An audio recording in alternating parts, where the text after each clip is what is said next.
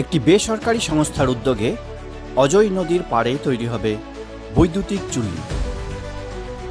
বিস্তীর্ণ খনি অঞ্চলের বাসিন্দারা এবং বীরভূমের মানুষদের জন্য তৈরি হতে চলেছে বৈদ্যুতিক চুল্লি। দুর্গাপুরের বিশিষ্ট শিল্পপতি সন্দীপ দে দীর্ঘদিন থেকে মানুষের কাছে সমস্যার কথা শুনে আসছিলেন।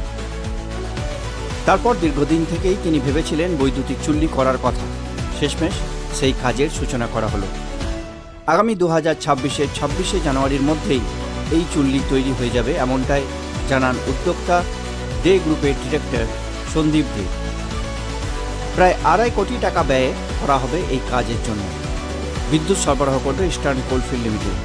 শিল্পপতির এই মহৎ উদ্যোগ, তাতে খুশি সমস্ত এলাকাবাসী।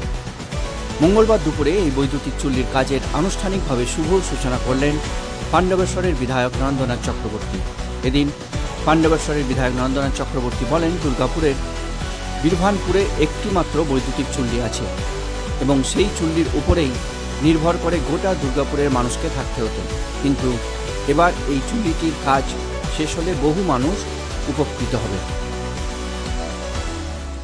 নন্দনাথ চক্রবর্তী জানালেন, সরকারের পক্ষে একা সমস্ত কাজ করা সম্ভব নয়। এই ধরনের শিল্পপতিদের উদ্যোগকে আমরা কুর্নিশ জানাই।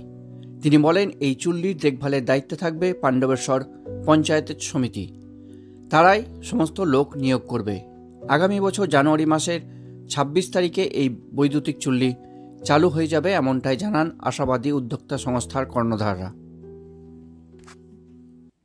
উখরা দে গ্রুপের আর্থিক সহায়তায় রোটারি ক্লাব উখরার ব্যবস্থাপনায় এবং রোটারি ইন্টারন্যাশনালের আন্তরিক সহযোগিতায় পাণ্ডবেশ্বরের মানুষের প্রতি আজকে যে ইলেকট্রিক চুল্লি এখানে আজকে শিলান্যাস করা হলো এবং আগামী 1 বছরের মধ্যেই এর আগামী 21শে জানুয়ারি এটা উদ্বোধন করা হবে। কত টাকার ব্যয়? এর তো নেয়ারেও প্রায় 5 crores এর আমাদের বিভিন্ন নিয়ে চুল্লিতে প্রায় 3 কোটি টাকা মতো হচ্ছে। এটা দে গ্রুপ স্পন্সর করছে CSR টিমে। এছাড়াও এডিডিএ কমিটমেন্ট করেছে, তারা এখানে শীততাপ নিয়ন্ত্রিত ওয়েটিং হল করে দেবে এবং সেই সঙ্গে আমরা 25 লক্ষ টাকা এমপি ফান্ড থেকে এবং 25 লক্ষ টাকা MLA ফান্ড থেকে এখানে বিভিন্ন ট্রিটমেন্ট কাজ, বিভিন্ন কাজ করার জন্য করবো। এরপরও সৌন্দর্যায়ন থেকে শুরু করে যা এখানে লোকাল যারা ব্যবসাদার আছেন, যারা বড় বড় ব্যবসায়ী আছেন, তারা করার জন্য সম্মত। কত লোক সুবিধা পাবে বলে মনে করছেন? এখানে দেখুন তো, বীরভূমের একাংশ 3টে ব্লক নদীর ওদিকে এবং আমাদের এদিকে Pandabeswar, Durgapur Faridpur block, Andal block, Jamuria block সুবিধাটা পাবে।